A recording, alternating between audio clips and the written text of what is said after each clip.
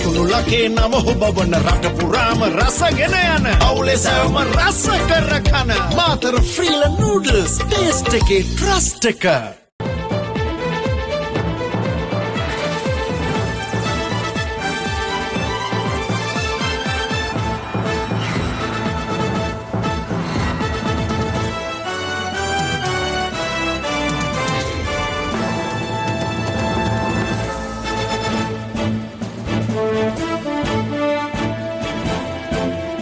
ආයිබෝවන් සියලු සමීක්ෂණ වාර්තා නැවත නැවතත් තහවුරු කළ ශ්‍රී ලංකාවේ අංක 1 ප්‍රවෘත්ති ප්‍රකාශය පැත්ත ගියත් ඇත්ත කියන හිරු මධ්‍යහන ප්‍රවෘත්ති 11:55 සමගින් ඔබ හමු වන මම සමීර බණ්ඩාර කපුකොටුව. මම රෝෂිනී විජේසූරිය මුලින්ම අවධානය දවසේ සිරස්තල වෙත.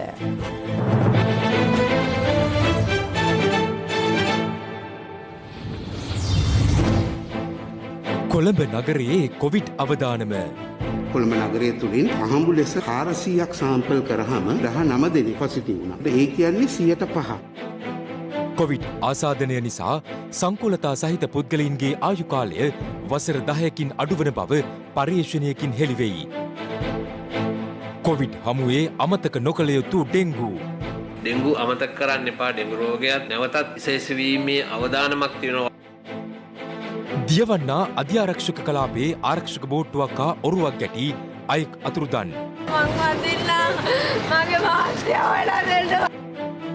IPL කිරුළ 5 වන වරටත් මුම්බායට. මහලගේ පුහුණුකාරීත්වයෙන් ලද 3 වන ජයග්‍රහණය.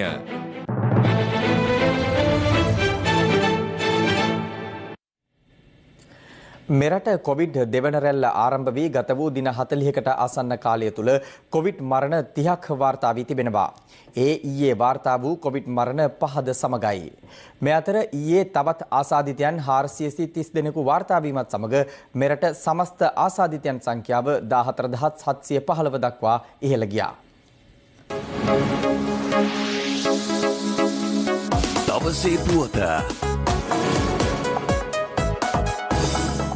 ඊයේ වාර්තා වූ ආසාදිතින් අතරින් වැඩිම පිරිස කොළඹ දිස්ත්‍රික්කෙන් වාර්තා වූ අතර එම ගණන 251ක්. ගම්පහ දිස්ත්‍රික්කෙන් වාර්තා වූ ආසාදිතින් සංඛ්‍යාව කැපී පෙනෙන ලෙස අඩු වී ඇති අතර එම සංඛ්‍යාව 18ක්. කළුතරින්ද ආසාදිතින් 16 දෙනෙකු වාර්තා වුණා. මේ අතර පොලිස් නිලධාරීන් 91 දෙනෙකුද ඊයේ වාර්තා වූ ආසාදිතින් අතර වනවා. ඔවුන් අතර නිරෝධායනයේ වෙමින් සිටින කොටුව පොලිසියේ පිරිසක්ද වන අතර එම සංඛ්‍යාව 82ක් දක්වා ඉහළ ගොස් තිබෙනවා. දිවයිනේ පොලිස් ස්ථානවලින් වාර්තා වන සමස්ත ආසාදිතින් සංඛ්‍යාව 612ක්. විශේෂ කාර්ය බලකායේ 145 දෙනෙකුද ඒ අතර වනවා. නිරෝධායන මධ්‍යස්ථානවලට රැගෙන ගියා අපි නිලධාරීන්. දැන් ඒගොල්ලන්ගේ PCR පරීක්ෂණ තමයි මේ දිනපතා සිද්ධ වෙන්නේ. ඒ PCR පරීක්ෂණ වලින් ලැබෙන ප්‍රතිඵල අනුව තමයි ඒ නිරෝධායනයට ලක් කරලා ඉන්න අය අතරින් තමයි මේ ආසාදිතයෝ බිහි වෙන්නේ. එහෙම නැතුව පොලිස් සමාජය තුලින් ආසාදිතයෝ බිහි වෙන්නේ නැහැ. ඒ අනුව එය පාලනය වෙලා තියෙනවා මේ වෙනකොට. කොළඹ දිස්ත්‍රික්කෙන් වාර්තා වන ආසාදිතයින් ගණන දිනෙන් දින ඉහළ යන පසුබිමක කොළඹ මහනගර සභාවේ මහජන සෞඛ්‍ය පරීක්ෂක රුවන් විජේමුණි මහතා පවසන්නේ ලක්ෂ 6ක පමණ ජනතාවක් සිටින කොළඹ මහනගර සභා බල ප්‍රදේශයේ කොවිඩ් ආසාදිතයින් සංඛ්‍යාව 30000ක් පමණ විය හැකි බවයි. කොළඹ නගරය තුළින් අපි අහඹු ලෙස 400ක් සාම්පල් කරාම එහිදී අපි දැක්කා ඒ සාම්පල් වලින් 19 දෙනෙක් පොසිටිව් වුණා. ඒ කියන්නේ 105. මෙන්න මේ 105 අපි එක්ස්ට්‍රපොලේට් කරොත් අපේ පොපියුලේෂන් එකට ලක්ෂ 6කට අපි දන්නවා 30000ක් විතර ප්‍රමාණයක් මේ වෛරස් එකත් එක්ක නිරන්තරයෙන් ඔබ මොබ සැරිසරනවා වෙන්න පුළුවන්. නමුත් ඔවුන් සියලු දෙනාම වෛරස් ඇඟේ තියෙන්න පුළුවන්. නමුත් පතුරනවයි කියලා අපිට කියන්න බෑ. නමුත් අපි ඒ අන්තරාය දැනගන්නට ඕනේ. හොරණ බොඩිලයින් ඇඟලුම් කර්මාන්ත ශාලාවේ කොවිඩ් ආසාදිත 43 දෙනෙකු ඊයේ එම ආයතනයට අනුබද්ධ කොග්ගල පිහිටි ප්‍රතිකාර මධ්‍යස්ථානය වෙත යොමු කිරීමට පියවර ගැනුණා. ඉංග්‍රීසි සෞඛ්‍ය වෛද්‍ය නිලධාරී බල ප්‍රදේශයේ පිහිටි තවත් කර්මාන්ත ශාලා දෙකකින්ද කොවිඩ් ආසාදිතයින් කිහිප දෙනෙකු හමු වී තිබෙනවා. පොලිසිය ආශ්‍රිතව මතුවලා තියෙන පොකුර අපි ගොඩක් දෙනෙක්ගේ ලොකු අවධානයකට ලක් වෙලා නැති වුණාට සැලකිය යුතු පොකුරක් බවට පත් වෙමින් තියෙනවා. හොරණ ගුරුගඩ ප්‍රදේශයේ ඇඟලුම් කම්හල ඊතර දවස ගාන රෝගීන් යම් ප්‍රමාණයක් ඉතු වෙමින් තියෙනවා. දැන් ඒනකොට සමස්ත පොකුර 200කට වැඩි වෙලා තියෙනවා. මැනින් මාකට් එක ආශ්‍රිතව නාටාම් වන අතර සමස්තයක් විදිහට 90කට ආසන්න ප්‍රමාණයක් මේ වෙනකොට කොවිඩ් තත්ත්වයන් වාර්තා වෙලා තියෙනවා. ඒකත් අපිට සැලකිය යුතු තත්ත්වයක්. පසුගිය දිනවල සිදු වූ කොවිඩ් මරණ සම්බන්ධයෙන් සමාලෝචන කමිටු වාර්තාවක් ඉදිරි දින කිහිපය තුළ ඉදිරිපත් කරන බව වසංගත රෝග විද්‍යාංශයේ විශේෂඥ වෛද්‍ය සුදත් සමරවීර මහතා පවසනවා. ඔක්තෝබර් මාසයේ මුල වන විට අපේ රටේ කොවිඩ් මරණ සංඛ්‍යාව සෑම කොවිඩ් රෝගීන් 10000කට 38 දෙනෙක් මිය යන අනුපාතයක් තමයි තිබුණේ. මේ වන විට ඒ මරණ අනුපාතය සෑම කොවිඩ් රෝගීන් 10000කට 28 දෙනෙක් මිය යනවා. මිය යන රෝගීන් බහුතරයක් වැඩිහිටි වයසේ පසු වන ඒ වගේම නිදන්ගත රෝග තියෙන අය. එහෙම නැතුව COVID-19 රෝගේ නියුමෝනියාව සෑදී මරණ සිදු වෙනවා. ඉතාමත්ම කලාතුරකින් තමයි අපි ලංකාවේ අත්දකින්නේ. නිවාසවලදී සිදුවෙච්ච මරණවලදී සෞඛ්‍ය අංශවල පමාවක් ඒ වගේම රෝගීන්ගේ පැත්තෙන් රෝහල ප්‍රතිකාර සඳහා පැමිණීමට පමාවක් තිබුණද? එහෙමනම් ඒවට හේතු මොනවද? මේ තත්ත්වය මගහකවා ගැනීමට මොනවද කරන්න පුළුවන් කියන කාරණා පිළිබඳව පැහැදිලි විග්‍රහයක් කිරීම සඳහා සෞඛ්‍ය සේවා අධ්‍යක්ෂ ජනරාල් විසින් විද්වත් කමිටුවක් පත් කරලා තියෙනවා. සතියක් ඇතුළත මේ සිදුවෙච්ච මරණ පිළිබඳ වාර්තාවක් එළි දකී කියලා අපි බලාපොරොත්තු වෙනවා. මේ අතර කොළඹ හුදකලා තත්වයට පත් කළ ප්‍රදේශවල ජීවත් වන පුද්ගලයින්ට ගිලන් රථ සේවා අවශ්‍යතාවක් මතුවහොත් ඒ සඳහා 0113 42 25 58 යන දුරකථන අංකය භාවිත කළ හැකි බවට නියෝජ්‍ය පොලිස්පති අජිත් රෝහණ මහතා සඳහන් කළා. යම් අසනීප තත්වයකට ප්‍රතිකාර ගන්න අවශ්‍ය හදිසි ඇම්බියුලන්ස් එකක් ඕන නම් ඒ සඳහා විශේෂ දුරකථන අංකයක් ලබා දුන්නා. ඒක තමයි 0111 34 22 558. මේ දුරකථන අංකයට කතා කරලා මේ කොළඹ අවට ප්‍රදේශවලට මේ සේවාව ලබා ගන්න පුළුවන්. තමුගේ දරුවෙක්ගේ අසනීපයකට, ගර්භණී මාතාවකට, එම නැත්නම් කොවිඩ් ආසාදිත ලක්ෂණ මේ අතර නිරෝධායන අවසන් කර කන්දකාඩු නිරෝධායන මධ්‍යස්ථානයේ සිට ගම්පහ ප්‍රදේශයට පැමිණෙමින් සිටි පිරිසක් ඔවුන් ගමන්ගත් බස් රථය අතරමඟ නතර කර බීමතින් ප්‍රදේශවාසීන් සමග කලහකාරී ලෙස හැසිරෙන ආකාරයද දක්නට ලැබුණා. කොවිඩ් ආසාදනය බරපතල විදියට මනුෂ්‍ය ශරීරයට බලපාන ශ්වසන පද්ධතියට. හැබැයි ලෝකීය විද්‍යාඥයෝ හොයාගෙන තියෙනවා විද්‍යාත්මක අධ්‍යයනයන්ගෙන් පසුව COVID-19 ආසාදනයේ හින්දා සංකූලතා සහිත එක්කෙනෙක්ගේ ආයු කාලය අවුරුදු 10 කින් අඩු වෙන්න පුළුවන්. දියවැඩියාව, අධිරුධිර පීඩනය, හෘද වස්තු අමාරු තියෙන එක්කෙනෙක්ගේ ආයු අපේක්ෂාව අවුරුදු 80 නන් නෙමෙයි. ඒගොල්ලන්ගේ ආයු කාලයේ අවුරුදු 60 පනිනකොටම කොවිඩ් හැදිච්ච වයස එක්කෙනෙක් මේ යන්න තියෙන ප්‍රවණතාවය වැඩි. ඒ කොවිඩ් ගැන විද්‍යාත්මක අධ්‍යයනයක් කරපු ලෝකේ ප්‍රාමාණික විද්වතුන්ගේ මතය. ඒ නිසා මේක හිම්බිරිස්සාවක් වගේ මේක ගණන් ගන්න එපා. මේ ලෙඩෙත් එක්ක ජීවත් වුණත් කමක් නෑ වගේ කියන මත. විද්‍යාත්මකව තහවුරු කරපු මත නෙවෙයි. දවසේ පුවත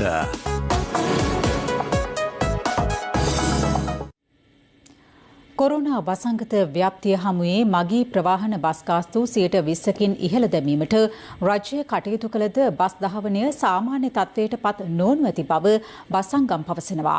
ලංකා පෞද්ගලික බස් හිමියන්ගේ සංගමේ සභාපති ගැමුණු විජේරත්න මහතා හිරු ප්‍රවෘත්ති වෙත ප්‍රකාශ කළේ බස් මගීන්ගේ ඉහළ යාමක් තවදුරටත් අපේක්ෂා කළ නොහැකි බවයි.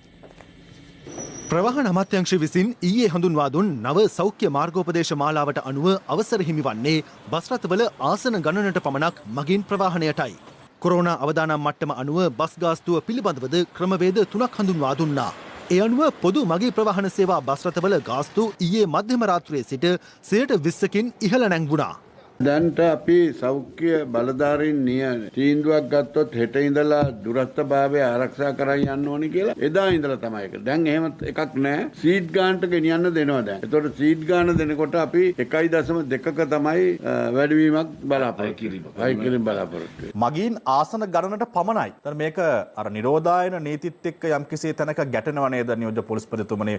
ආසන ගණනට මගින් ගෙන ගියොත් දුරස්ථභාවය තියාගන්න පුළුවන්ද? මේ ගැසට් නිවේදනයේ සඳහන් වෙන්නේ යම් කිසි පොදු ප්‍රවාහන සේවාවක් තුල දුරස්ථභාවය කියන එක තීරණය කරන්නේ නිර්ණායක සෞඛ්‍ය සේවා අධ්‍යක්ෂ ජනරාල්වරයා විසින් කියලා. ඒකට හේතුව ඇත්තටම වාහනයක් තුල ගත්තාම අපේ පොදු ප්‍රවාහන පද්ධතියත් එක්කම ඒ සඳහා ප්‍රායෝගික තත්ත්වයක් තියෙන්න ඕනේ. ඉතින් ඒ නිසා මේ ගැන සෞඛ්‍ය බලධාරීනුත් ඒ වගේම ඒ අදාළ ප්‍රවාහන ක්ෂේත්‍රයට සම්බන්ධ වෙච්ච අයත් සාකච්ඡා කරලා තවදුරටත් තීරණයක් ගැනීමට අවශ්‍ය වෙනවා. අදාළ සංශෝධිත සාමාන්‍ය සේවා ගාස්තු චක්‍රය ජාතික ගමනාගමන කොමිෂන් සභාව විසින් නිකුත් කර තිබෙනවා.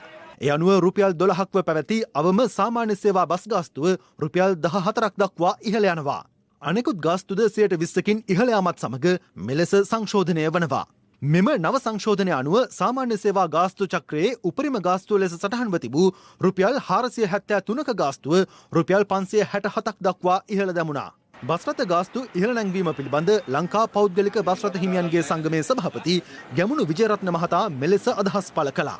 පෞද්ගලික බස් හිමියන්ගේ සංගමයේ විදිහට අපි පුන ආණ්ඩුවට කිව්වේ බස් රථවල ගමන් කිරීමේ දුරස්ථතාවයේ තියාගෙන යවදී කියලා. නමුත් අවසානවට ඔවුන් නිර්දේශ කරලා තියෙනවා බස් රථයේ ආසනයක් ළඟ ආසනයක වාඩිලා යන්න පුළුවන් කියලා තියෙනවා. ඒ නිසා අපි බලාපොරොත්තු වූ දේ සිදු වෙන්නේ නැහැ. කෙසේ වෙතත් අපි කියන්නේ මගී යන්ත්‍රාවේ සුරක්ෂිතතාවය තියාගත යුතුමයි. විශේෂයෙන්ම අද දිනත් අපි මේ සම්බන්ධයෙන් සියලු සංඝාසකම් සාකච්ඡා කරනවා. මේ ගාස්තුව කොහොම කරත් 20% නෙවෙයි 100ක් වැඩි කරත් බස් රථවල ආසන ළඟ වාඩි වෙලා යනවා නම් මගීන් බස් එකට ගොඩවදින්නේ නැහැ. ඒ නිසා මේකට බස් ගාස්තු සංශෝධනයත් එක්කම අනිත් ප්‍රතිලාභයක් ජනතාවට ලැබෙන්න සලස්වන්න ඕනේ. එතකොට තමයි මේ කාර්යය හරියන්නේ. බස් ගාස්තු ඉහළ නැංවීම සම්බන්ධයෙන් මගී ජනතාවද මෙලෙස අදහස් පළ කළා. සීදුවෙන් නැගලා මෙතන දෙන්න රුපියල් 100ක් ගත්තා. නගිනකොට කිව්වා කොහෙන් නැගලා 100යි කියලා. දොරවල් දෙකේ මේ අත්හවදන දියර තිබුණාද? ඒකුත් නෑ. පිටිපස්සේ දොර වහලා ඉස්සරහ දොරෙන් ගන්නවා. සෝපාරි ආණ්ඩුව කොරෝනාවේ බස් ගාස්තුව වැඩි කරගත්තා. අත්තිම අසාධාරණයි මේ වෙලාවේ. ගාස්තුව වැඩි කරාට කමන්නේ යන ක්‍රමයට. හැබැයි ඊයේත් පැටවුවා හිටගෙන. පොලිසියෙන් තින්නවා ඉතින් ප්‍රශ්නයක් නෑ යනවා කට්ටිය. බස් ගාස්තුවට වැඩි බස් නෑ. දැන් පැය ගාණක් මේ වැඩට යන්න මෙතන හිටිය කොටුවේ නාරායන්පිට බස් එක නැති. ඔක ඔබතුමීගේ මාස් එක. ඉතින් ඔක දාගන්න එපේ. නඩුදායි. බය නෑ නඩු දෙන්නට. බස් ගාස්තුව වැඩි වෙනක කමන්නේ කියපු විදියට එන්න නැහැ ඉතින්. මේ වගේ වෙලාවක මේ ඔක්කොම රටම ඉර වෙලා ඉන්න වෙලාවේ බස් ගාස්තුව ඉතරි කරනවා කියන්නේ ජීවිත පන්තියට ගොඩක්ම අමාරුයි. මේ අතර කොරෝනා වසංගතය හමුවේ පොදු මගී ප්‍රවාහන සේවා පවත්වාගෙන යාමේදී ප්‍රවාහන අමාත්‍යාංශය නිකුත් කළ මාර්ගෝපදේශවලට අනුව රියදුරු සහ කොන්දොස්තර අනිවාර්යෙන්ම මුව ආවරණ පැළඳිය යුතු වනවා. විෂබීජනාශක දියර ඇතුළුවීමේ සහ පිටවීමේ දොරටු අසල සවිකිරීම, බස්මගීන්ගේ තොරතුරු ලබා ගැනීම, යාචකින් සහ ජංගම වෙළඳුන් බස් රථ තුළට ඇතුල්වීම වැළැක්වීම ආදී කරුණු රැසක් අදාළ මාර්ගෝපදේශ මාලාවට ඇතුළත්. බස් ගාස්තු යනවා තාම සෙනග තමයි නැත්තේ. සීට් ගානක නියන්න තාම සෙනග නැහැ පාරේ. සාමාන්‍යයෙන් බස් එකක් පැයක් විතර ගහලා තමයි 10 15 දාගෙන යන්නේ. බස් ගාස්තු වැඩි වෙච්චාම සාමාන්‍යයෙන් මගින් තව ටිකක් අඩු වෙනවා. පොත් වලට හුරු වෙනවා ඊට පස්සේ බස් වල නැති වෙනවා යනවා.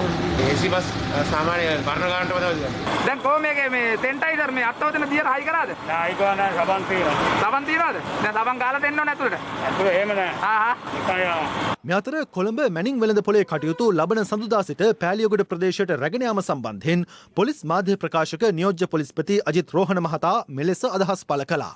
වැදගත්ම කාරණේ තමයි මැනින් වෙළඳ පොලේ කටයුතු කරපු වෙළඳසැල් හිමියන්, සේවක මහතුන්, නාටාමිවරුන් වගේ අයට එතෙන්ට යන්න පුළුවන්. හැබැයි ඒ වෙන්නේ අර PCR පරීක්ෂණ සිදු කරලා ආසාදිතව නොවන තත්වයක් මත තමයි. ඒ වගේම යම් කිසි ආකාරයක ඒ තත්වයට පත් වෙනකල් භාණ්ඩ බෑම, ඒ වගේම භාණ්ඩ බෙදා හැරීම වගේ කටයුතු වලට සිවිල් ආරක්ෂක බලකා සමාජිකයින්ගේ සහාය ලබා ගන්න තීරණය කළා. විශේෂයෙන්ම අපි ඉල්ලා සිටින්නේ මේ මැනින් මාකට් එකට සම්බන්ධ යම් කාර්ය මණ්ඩල සේවකයෝ වෙළඳුන් එයා ඉන්නවා නම් ඔබගේ PCR පරීක්ෂණ මෙතෙක් කරගෙන නැත්නම් කොළඹ මධ්‍යම කොට්ටාශය භාර ජ්‍යෙෂ්ඨ පොලිස් අධිකාරිවරයා නිශාන්ත චන්ද්‍රසේකර මහතාට දුරකථන ඇමතුමක් දෙන්න 071 859 15යි 51. ඒ අනුව ඔහු අවශ්‍ය කටයුතු සම්පාදනය කරයි සෞඛ්‍ය බලධාරීන් සමග එකතු වෙලා. මේ අතර ප්‍රවෘත්ති සාකච්ඡාවකට එක් වූ මැනින් වෙළඳ පොළ පොදු වෙළඳ සංගමය ප්‍රකාශ කළේ මැනින් වෙළඳ පොළ වෙනුවට කලින් සැලසුම් කළ පරිදි පෑලියගොඩ ඉදිකර ඇති නව ගොඩනැගිලි සංකීර්ණයට මිස වෙනත් ස්ථානයකට යාමට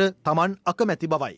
අපට කිසිම කාරණාවක් දැනුවත් නොකර හදිසියෙම පෑලියගොඩ ඉංජිනේරු සංස්ථාවට අයිති ඉඩමකට මැනින් වෙළඳ පොළ රැගෙන යාමට කටයුතු කළ බව අපිට ඊයේ මාධ්‍යෙන් විකාශනය වුණා. ඒ හේතුවෙන් මැනින් මාකට් පොදු වෙළඳ පොළේ කඩ 1260ක් පමණ තියෙනවා. මේ සියලු දෙනාම කලබලයට පත් වෙලා තියෙනවා. යම් කිසි සීනයක් අපිට පෙන්වලා දුන්නා මවා දුන්නා නම් ඒ තමයි අපිට හොඳ විදිහේ වෙළඳ පොළක් නිර්මාණය කර දීම පෑලියගොඩ. ඒක නොවැම්බර් 17 වෙනිදා විවෘත කරන්න තිබුණත් ඒ විවෘත කරගන්න බැරි වුණා කොවිඩ් වසංගතය හේතුවෙන්. ඒ වගේ දේවල් කරන්නේ ඇයි අපිට වෙළඳ පොළට පමණක්. මේක අපි ඉදිරියේදී කැමති යම් කිසි ස්ථානයකට නොයා පෑලියගොඩ මේ ස්ථානයේම අපි තව මාසයක් හෝ දෙකක් හරි කමක් නැහැ. PCR පරීක්ෂණ සියලු දේම ඉවර වුණායින් පස්සේ මේ ස්ථානෙම නැවත පාවිච්චි කරන්නයි අපේ කැමැත්ත තියෙන සියලු ව්‍යාපාරිකයන් සහ ගොවියන්ට. කොවිඩ් ආසාදිතව මේ යන පුද්ගලයන් සම්බන්ධයෙන් අවසන් කටයුතු සිදු කළ යුත්තේ එක් පාර්ශවවල අවශ්‍යතාවයට නොව සෞඛ්‍ය අංශවල උපදෙස් මත පමණක් බව අස්ගිරි පාර්ශවයේ නියෝජ්‍ය ලේකකාධිකාරී පූජ්‍ය නාරම්පනාවේ ආනන්ද හිමියන් අවධාරණය කරනවා. ඊට අමතරව භික්ෂුන් වහන්සේ ඇතුළු තවත් පාර්ශව කිහිපයක්ද මේ සම්බන්ධයෙන් අදහස් පළ කළා. මුස්ලිම්ද, දෙමළද, සිංහලද, බෞද්ධද, කතෝලිකද මේ ආදී කිසිදු වර්ගීකරණයකින් තොරවයි මේ වසංගතය ව්‍යාප්ත වෙන්නේ. ඉතින් එවැනි පසුබිමක් තුළ කෙනෙක් මිය ගියාට පසුව ඒ මෘතදේහය ආදාහනය කරනවද, භූමදානය කරනවද කියන කාර්යය දාලවන්නේ ඒ සෞඛ්‍ය බලධාරීන්ගේ නියමය අනුව තීරණ ගැනීම. අපටත් පැහැදිලිවම ප්‍රශ්න තියෙනවා. මොකද අඩුම තරමේ බෞද්ධ චාරිත්‍ර වාරිත්‍රවත් ඉටු කරගන්න අවස්ථාවක් නැහැ. එසේ වුවත් අපි මේ නීතියට අවනතයි. මොකද මේ රටේ තියෙන තත්ත්වයක් එක්ක අපි දන්නවා මේ අවස්ථාවේ එවැනි චාරිත්‍ර ඉටු කරන්න පුළුවන් වෙලාවක් නොවේ. ඉතින් එවැනි පසුබිමක් තුළ ආගම්වාදී, ජාතිවාදී උම්මන්තකයින්ගේ යම් යම් බලපෑම් වලට නතු වෙලා කටයුතු කරනවට වඩා රජයක් හැටියට මේ වෙලාවේ කළ යුතු වෙන්නේ සෞඛ්‍ය බලධාරීන්ගේ උපදෙස් පරිදි වඩාත් ආරක්ෂිත ක්‍රම අනුව මේ කටයුතු සිද්ධ කිරීම කියන එකයි අපගේ මතය. සෞඛ්‍ය මාධ්‍ය ප්‍රකාශකවරයා කියනවා භූමි දානය කිරීම සඳහා අවසර ලබා දීමක් සිදු කර නැත කියලා. හැබැයි සිලෝන් තව්හීද් ජමාත් සංවිධානයේ ලිපියක් මගින් ස්තුති කරනවා භූමි දාන කිරීමට අවසර ලබා දීම සම්බන්ධයෙන්. එතකොට ආණ්ඩුව තීන්දුවක් අරගෙන නැත්නම් සිලෝන් තව්හීද් ජමාත් සංවිධානය මෙහෙම ලිපියක් ඉදිරිපත් කරන්නේ මොකද? මේක අස්සම් කරලා තියෙන්නේ අබ්දුල් රාසික් කියන මිනිස්සයා. අබ්දුල් රාසික්ලා කරපු කියපු දේවල් පිළිබඳව ඕනාටත් වඩා පැමිණිලි දාලා තිබෙනවා. මේ මිනිසුන්ට පරීක්ෂණ කටයුතු කරලා අත්අඩංගුවට ගන්න ඕන මිනිස්සු අද එලිපිටට ඇවිල්ලා මාධ්‍ය නිවේදනය කරනවා. මේ මුස්ලිම් දේහයන් පුච්චනවද වලලනවද කියන මේ කාරණාවේදී මුස්ලිම් ජනතාව වෙනුවෙන් විශාල ජයග්‍රහණයක් ලබා දීමට අපි කටයුතු කරා කියලා ඒ විදිහට ලකුණු දා ගැනීමේ උත්සාහයක තමයි මේ CTJ කියන මේ අන්තවාදී ත්‍රස්තවාදී සංවිධානය කටයුතු කරන්නේ. එක රටක් එක නීතියක් කියලා කියනකොට එහෙමයි. හැබැයි කරනකොට එක රටක් නීති ගොඩක් කියලා තමයි අපිට දැන් පැහැදිලි වෙන්නේ. COVID-19 වෛරස් මර්ධනය සඳහා චීනයේ නිෂ්පාදිත එන්නත සම්බන්ධ සායනික අත්හදා බැලීම් සිය රට තුළ අත්හිටුවීමට බ්‍රසීලය තීරණය කර තිබෙනවා.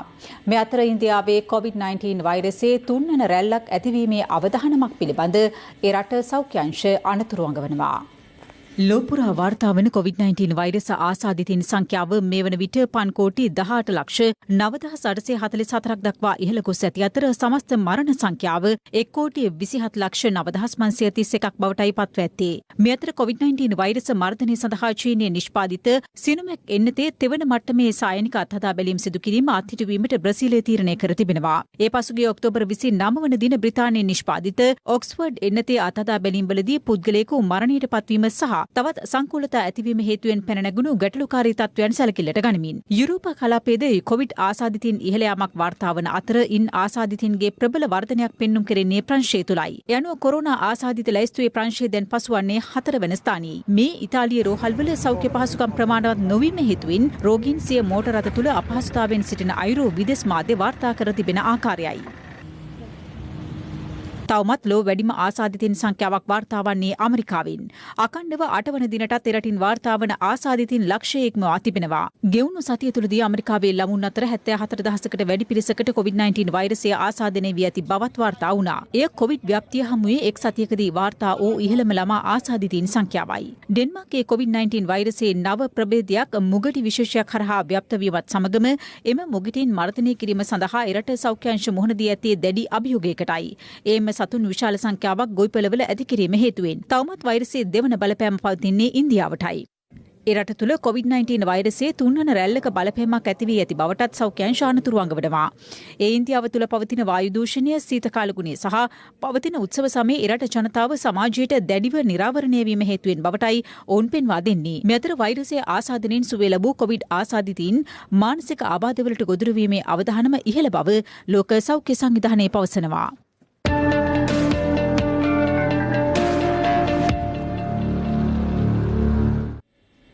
COVID-19 ව්‍යාප්තියත් සමග තවත් බොහෝ වසංගත රෝග පිළිබඳව අවධානය අවම වී තිබීම ගැටලුවක්.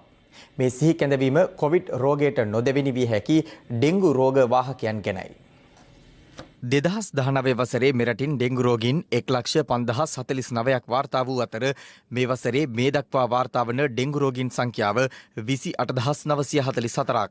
මේ වසරේ වැඩිම ඩෙංගු රෝගීන් සංඛ්‍යාවක් පසුගිය ජනවාරි මාසයේ වාර්තා වී ඇති අතර එම ගණන 11,608ක්. වසරේ මුල් කාර්තුවට සාපේක්ෂව මේ වන විට ඩෙංගු රෝගීන් වාර්තා වීමේ අඩුවීමක් දක්නට ලැබුණත් පවතින කොවිඩ් වසංගතය හමුවේ ඩෙංගු රෝග ව්‍යාප්තිය පිළිබඳව ජනතාව තුළ පවතින්නේ අඩු අවධානම් සහගත තත්ත්වයක්. මේ වර්ෂයේ ඩෙන්ගු රෝගය නිසා පුද්ගලයන් 34කට ආසන්න ප්‍රමාණයක් මිය ගිහින් තියෙනවා. ඉතින් පසුගිය වර්ෂයේ සාපේක්ෂව මේ වර්ෂයේ ඩෙන්ගු රෝගයේ අඩුවීමක් දක්නට ලැබුණත් දැනට පවතින ඉසාන්දිග මෝසම් වර්ෂාවත් සමග ඉදිරියේදී වැඩිවීමේ අවදානමක් තියෙනවා. සාමාන්‍යයෙන් වාර්ෂිකව පුද්ගලයන් 50000කට වැඩි පිරිසක් ඩෙන්ගු රෝගයට ගොදුරු වෙනවා.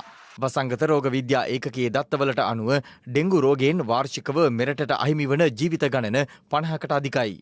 කොවිඩ් වසංගත තත්ත්වයේ යටතේ මේ රෝගයත් සමගම ඩෙන්ගු රෝගය පැමිණියොත් අපේ සෞඛ්‍යාංශ වලට බරපතල ගැටලුවකට මුහුණ දෙන්න වෙනවා. ඒ වගේම ජනතාවටත් බරපතල ගැටලුවකට මුහුණ දෙන්න වෙනවා. ඒ නිසා අපි සියලු දෙනාගෙම ඉල්ලා සිටිනවා ඩෙන්ගු අමතක කරන්න එපා. ඩෙන්ගු රෝගයත් නැවතත් විශේෂ වීමේ අවදානමක් තියෙනවා වර්ෂාවෙන් පසු. COVID-19 බලපෑම රටම වෙලා ඇති මෙවන් පසුබිමක ඩෙන්ගු මාරයාට යලි හිස එසවීමට අවස්ථාව නොදී නිවසේ සිටින ඔබ අවට පරිසරය පිරිසිදුව තබා ගනිමින් කටයුතු කිරීම ඔබ සතු ජාතික වගකීමක්. රාජ්‍ය නිලධාරීන්ගේ කඹ ඇදිල්ලක් හේතුවෙන් අතරමඟ නතර වී ඇති කන්තලේ බඩඉරුඟු වගා ව්‍යාපෘතිය කඩිනමින් යළි ආරම්භ කිරීමට අවශ්‍ය කටයුතු සම්පාදනය කිරීමට ඉඩම් අමාත්‍ය එස්.එම්. චන්ද්‍රසේන මහතා නිලධාරීන්ට උපදෙස් ලබා දී තිබෙනවා. ඒ අදාළ ව්‍යාපෘතිය අතරමඟ නතර වී ඇති පුවත හිරු ප්‍රවෘත්ති ඔස්සේ අප අනාවරණය කිරීමත් සමගයි. නව රජයේ පත්වීමත් සමග දේශීය වගාවන් නගා සිටුවීම සම්බන්ධයෙන් දැඩි අවධානයක් යොමු අතර වසර 28ක් පුරා වසා දමා ඇති කන්තලේ සීනි සමාගමට අයත් අක්කර 2000ක වපසරියක බඩඉරුඟු වගා ව්‍යාපෘතියක් සැලසුම් කෙරුණේ ඒ අනුවයි. පෞද්ගලික සමාගමක් විසින් මුදල් ප්‍රතිපාදන සපයන එම ව්‍යාපෘතියට සම්බන්ධ කරගෙන ප්‍රදේශයේ ගොවි පවුල් සංඛ්‍යාව 600ක්. නමුත් ගොවින් චෝදනා කළේ රාජ්‍ය නිලධාරීන්ගේ කඹ ඇදිල්ලක් මත මෙම ව්‍යාපෘතිය මේ වන විට ඇනහිට ඇති බවටයි. බඩඉරුඟුනේ දැන් හිටවනවා කියේ දැන් බඩඉරුඟුත් නැහැ මොනඉරුඟුත් නැහැ. ඒ හින්දා මොනවා හරි වගාවක් දාලා මේක වැඩි දියුණු කරලා දෙන්න තමයි කියන්න ඕනේ. වාසියක් වෙන්න ගිය අද නැවතිලා තියෙනවා. ඒ ගැන අපි බොහොම කලකිරීමෙන් ගොවි වශයෙන් අපි මේ සම්බන්ධයෙන් ඉඩම් අමාත්‍ය එස්.එම්. චන්ද්‍රසේන මහතා ප්‍රතිචාර දැක්වුවා.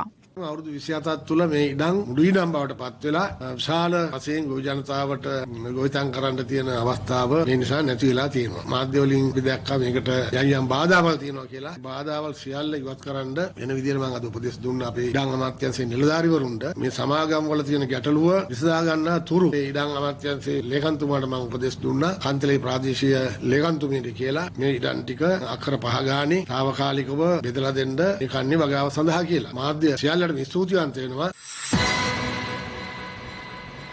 දියවන්නා ඔයේ ආරක්ෂිත කලාපයේ මසුන් මැරීම සඳහා පැමිණි ඔරුවක් අනතුරට ලක්වීමෙන් පුද්ගලයෙකු අතුරුදන් වී තිබෙනවා. නීති විරෝධී ලෙස ආරක්ෂිත කලාපයට ඇතුළු වූ පිරිස බෝට්ටුවක ගැටී ඇති බවයි වාර්තා වන්නේ. ඊයේ අලුයම එකට පමණ පාර්ලිමේන්තුව ආරක්ෂිත කලාපයේ පොල්දුව පාලමසල දියවන්නා ඔයේ මසුන් ඇල්ලීම සඳහා පැමිණි ඔරුවක් සහ ආරක්ෂක අංශවලට අයත් බෝට්ටුවක් ගැටීමෙන් මෙම අනතුර සිදුව තිබෙනවා. අනතුරින් මසුන් ඇල්ලීම සඳහා පැමිණි පුද්ගලයෙක් අතුරුදන් වී ඇති අතර ඔහු බුද්ධගමුව ප්‍රදේශයේ පදිංචි 26 හැවිරිදි දෙදරුපියෙක්.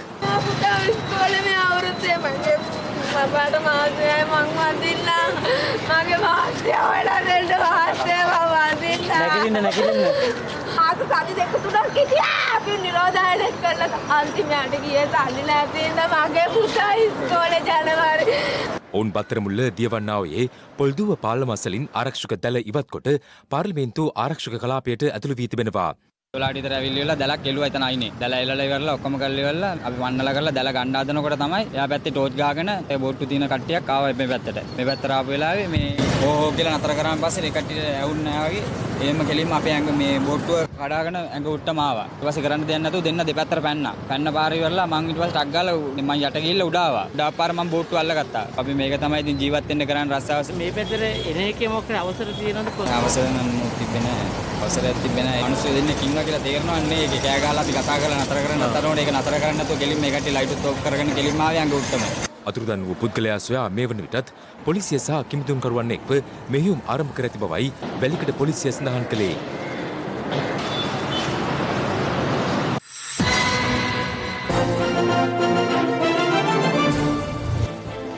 මුම්බායට ගිය IPL කිරුල. Super Kings with 3 titles and the Mumbai Indians leading the way. වෙන වෙනම චලනය වන තල 3ක් විටමින් E හා කුමාරිකා සහිත නිසා ඉතා සමීප හා සුසිනිඳු රැවුලපෑමක්. ඔබත් අදම බිග් ෆ්ලෙක්ස් 3 සමග ප්‍රොෆෙෂනල් ෂේව් එකක් අත්විඳින්න. දවස් 30ක්ම අන්ලිමිටඩ් Netflix බලන්න. අන්ලිමිටඩ් data pack එකක් මුළු පවුලටම. අන්ලිමිටඩ් ෆන් එකක් අරගන්න. අදම ඇක්ටිව් කරගන්න.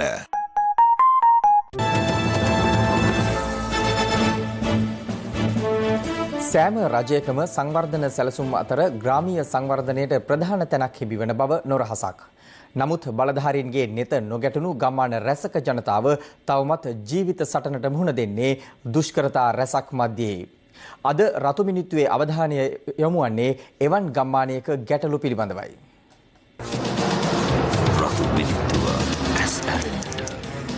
මේ පුත්තලම තබ්බෝව ගොවි ජනපදයේ සිට අනුරාධපුර ප්‍රධාන මාර්ගයට දිවෙන විජයපුර මාවතයි. මෙම මාර්ග පද්ධතිය නිසි ලෙස සකසා නොමැතිවීම හේතුවෙන් තබ්බෝව තේවනුවර ප්‍රදීපාගම නොම්බර 4 මයිලන්කුලම ඇතුළු ගම්මාන රැසක ජීවත්වන පවුල් 5000කට ආසන්න ප්‍රමාණයක් පීඩාවට පත්ව සිටිනවා.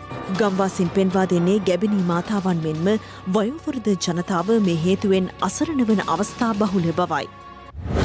මේ පාරේ කිලෝමීටර් දෙකක් තියෙනවා දෙකටම මේ විදිය තමයි කිසිම පිළිසරණක් නැති මනුස්සයෙක් තමයි මේ පාරේ ඉන්නේ හදිස්සියකට ලෙඩෙක් කරලා යන්න බෑ මේ පාරේ යන්න බෑ එරෙනවා අපි කිව්වම කියන්නේ කාපට් වලට පාස් කරලා තියෙනවා කියලා කාපට් දාන්න ඕනේ නෑ අපිට බොරොල් ටිකක් දාලා පල්ලා දෙන්න ඡන්දේ කිට්ටු එනකොට විතරක් ඇවදින් අහවල් විදියට හදනවා මේ පැත්තෙන් හදනවා අර පැත්තෙන් හදනවා කියනවා හදන දවසක් නෑ කොහොම හරි අනේ වැඳලා කියන ඔබතුමාලට මේ පාර අපට හොඳ හැටි හදලා දෙන්න ඒ කාලේ ඉඳන් මේ ළමයි සපත්තු මේස් ගලවගෙන තමයි මේ පාරේ ඉස්කෝලේ ගියේ මේ මඩ වේරුණත් මේ පාරේ යන්න බෑ අපිට ක්ලිනික් එකකටවත් යන්න බෑ වහින කාලෙට කුඹුරු කරන්න පුළුවන් මේ පාරට වීස්සොත් ඒ තරම් පාර මඩ වෙනවා. අපි ඒ කාලේ ඉස්කෝලේ යද්දි තිබ්බටත් වඩා අපේ දරුවෝ අද ඉස්කෝලේ යද්දි මේ යන්නම බැරි තත්ත්වයට පාර පත් වෙලා තියෙනවා.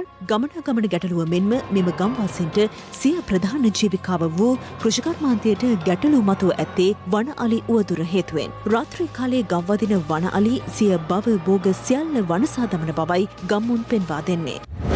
අපිට මේ වල්ලනින් ගිනු මහා විශාල කරදරයක් තියෙනවා. ඒකත් අපිට කොහොම හරි මග හරවලා දෙන්න කියලා ඔබතුමාලගෙන් බයිකපත් ඉල්ලා සිටිනවා. අලි එහෙන් අලියෙක් ආවොත් එහෙම අපිට මේ පාරේ අඩුම ගානේ දුවා ගන්නවත් බැහැ. ගරු ජනාධිපතිතුමනි ඔබතුමාගෙන් අපි බැගෑපැත්ත ඉල්ලා සිටිනවා අපේ දරුවන් ඉදිරි අනාගතේ මේ පාරේ උදේ හවස යන පිරිසක් ඉන්නේ. ඒ නිසා අපිට මේ පාර පුළුවන් ඉක්මනින් හදලා දෙන්න.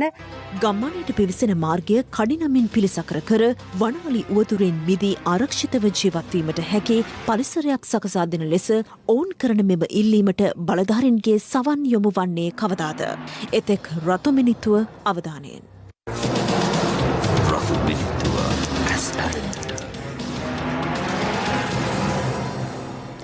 රන් කර්මාන්තය සාම්ප්‍රදායික දේශීය කර්මාන්ත අතර ප්‍රධාන කර්මාන්තයක්. නමුත් දේශීය රන්කරුවා මේ දිනවල දැඩි ලෙස පීඩාවට පත්ව සිටින පුවතක් වලපනේ ලියන්වල ප්‍රදේශයෙන් අපට වාර්තා වුණා.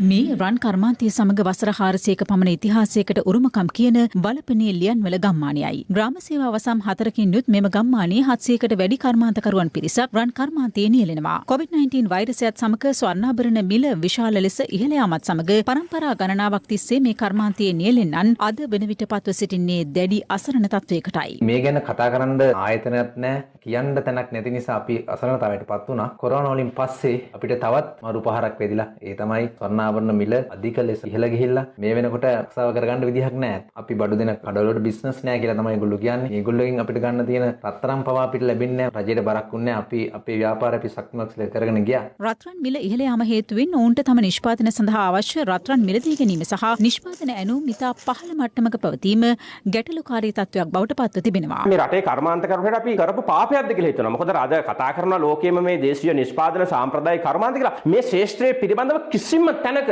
මේනෝ රාජ්‍ය මැදිහත් වීමක් නැහැ. අද ඔය මහා ලොකුවට හෙට්ටිවේදිය ප්‍රධාන නගරවල තියෙන කඩවල රත්තරන් බඩු පිරෙන්න දාලා තිබුණාට හැබැයි ඒ කර්මාන්තයේ කරන භාණ්ඩය නිෂ්පාදනය කරන නිෂ්පාදකයාගේ හදවත ඇතුලේ දැවෙන ලස්සනක් ඔබතුමන්වහන්සේලා දකින්න ලස්සන නැහැ. මෙම තත්ත්වයේ හමුවේ රන් කර්මාන්තයේ නිරත වූවන් වෙනත් ජීවනෝපායන් සඳහා යොමු වීමේ තත්ත්වයක්ද උදා වී තිබෙනවා. ව්‍යාපාරිතින් ඉස්සර නම් හොඳට කරනවා. ව්‍යාපාරයේ ටික ටික පොඩක් අඩු වුණා. කොරෝනා පස්සේ පොඩක් හොඳටම වැටුණා. අන්තිම කුලී වැඩ කරන්න යන්න තත්ත්වය උදා වුණා. කර්මාන්තකරුවන් පවසන්නේ Taman මුහුණ දෙන ගැටලු වලට විසඳුම් ලබා දීම සඳහා කිසිදු පාර්ශ්වයක මැදිහත්වීමක් නොමැති වීම හේතුවෙන් රටට විශාල විදේශ විනිමයක් උපයා ගැනීමට හැකි රත්රන් කර්මාන්තයේ අභාවයට යන බවයි. මේ රටේ සාම්ප්‍රදායික කර්මාන්තය රැකගෙන මේ රටට විදේශ විනිමය ගෙනෙන වැඩපිළිවෙලට අපිට දායක වෙන්න පුළුවන්. මේ සාම්ප්‍රදායික කර්මාන්තය මේ රටට බරක් නොවන මේ කර්මාන්තකරුවා ආරක්ෂා කරගන්න වැඩපිළිවෙලට සහයෝගය ලබා දෙයි කියලා විශ්වාස කරනවා. දවසින් දවස වෙනස් වෙන සමාජයේ අතීත උරුමයන් රැකගනිමින් ඉදිරියට යෑමට විරදරන දේශීය රත්රන් කර්මාන්තකරුවන්ගේ ගැටලු සම්බන්ධයෙන් රාජ්‍ය මැදිහත් පාඩුවීමක් හෝ ලැබේ නම් රන් කර්මාන්තය වියකී යන්නට ඉඩ නොදී රැක ගැනීමට හැකිවනු ඇති. දැන් තවත් දේශීය පුවත් කිහිපයක් සමගින් රටවටා හිරු. රටවටා හිරු. කොළඹ කටුනායක අධිවේගී මාර්ගයේ කොළඹ සිට කටුනායක දෙසට ධාවනය වූ සුකෝප භෝගී බස් රථයක් ඊයේ රාත්‍රී 10ට පමණ පෙරළී යාමෙන් සිදු වූ අනතුරෙන් තුවාල ලැබූ බස් රථයේ රියදුරු මිගමුව රෝහලට ඇතුළත් කර ඇති අතර මේ හේතුවෙන් පැය කිහිපයක් අධිවේගී මාර්ගයේ ධාවන කටයුතු වලට බාධා ඇති වුණා. කහවත්ත මුස්ලිම් විද්‍යාලය අසල වූ අනාරක්ෂිත තාපයක් සහ පස්කන්දක් පාසලේ දෙමහල් ගොඩනැගිල්ලක පහත මහලේ පන්ති කාමර දෙකකට කඩා වැටි එම පන්ති කාමරවලට හානි සිදුව තිබෙනවා. අනතුර සිදුවන ආකාරයේ CCTV කැමරාවක මෙලෙස සටහන්ව තිබුණා. වවුනියාව ඕමන්ත පන්රි කෙයිද කුළම ප්‍රදේශයේ වැසිකිළියක් ඉදිකිරීමට තිබූ ජලය පිරුණු වලකට වැටීමෙන් වයස අවුරුදු 6ක දැරියක් ජීවිතක්ෂයට පත්ව තිබෙනවා. කළුතර පයාගල ප්‍රදේශයේ වසර 20කට අධික කාලයක් තිස්සේ පවත්වාගෙන ගිය ඇඟලුම් කර්මාන්ත ශාලාවක් වන්දි ලබා දීමකින් තොරව වසා දැමීම හේතුවෙන් එහි සේවකයන් විරෝධතාවක නිරත වුණා. පුත්තලම කිව්ලදංගහවල රක්ෂිතේ සිය මවගෙන් වෙන්ව තනි වී සිටි හඳුන්තිවි පැටවුන් තිදෙනෙකු ගම්වාසීන් විසින් අල්ලා පුත්තලම වනජීවී පාලන ඒකකය වෙත බාර දීමට කටයුතු කළා. මුලතිව් රෙට්ටයි වායිකාල් ප්‍රදේශයට ඊයේ ඇදහැළුණු වර්ෂාවත් සමග වගුරු බිමක කුඩා මසුන් විශාල ප්‍රමාණයක් දක්නට ලැබුණේ මෙලෙසින්. බදුල්ල මහියංගනය ප්‍රධාන මාර්ගයේ රිදීපාන ප්‍රදේශයේ නතර කර තිබූ ත්‍රිරුද රථයක පිටුපසෙන් පැමිණි වෑන් රථයක් ගැටීමෙන් සිදු වූ අනතුර CCTV කැමරාවක මෙලෙස සටහන්ව තිබුණා. රටවටා හිරු. දැන් අවධානය දවසේ විනිමය අනුපාත පිළිබඳවයි.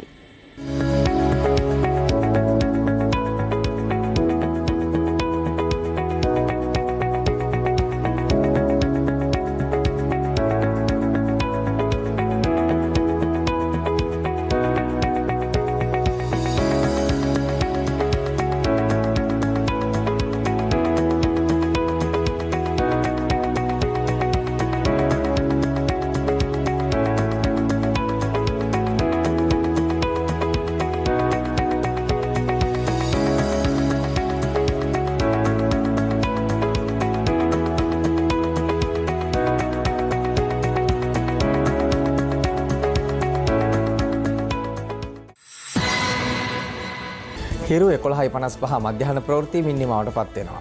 පැත්ත නොගත් ඇත්ත දැනගැනීමේ අයිතිය තවදුරටත් තහවුරු කර ගන්නට ඔබේ ජංගම දුරකථන ජාලය අනුව තිරී දිස්වන පරිදි හිරු ප්‍රවෘත්ති SMS සේවාව සක්‍රිය කරගන්න.